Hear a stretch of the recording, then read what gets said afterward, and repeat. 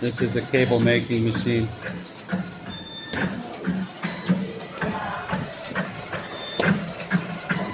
They have it in factory, so if we have a different design, they can lengthen the cables.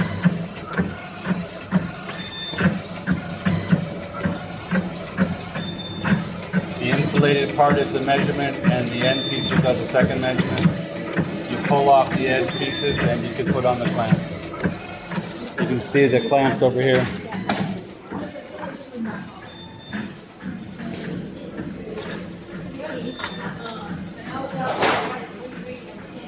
This is the machine they use to put on the clamps. Comes in this way. They put on the clamps. Those are the end pieces. They can make Ys, or they can make single clamps.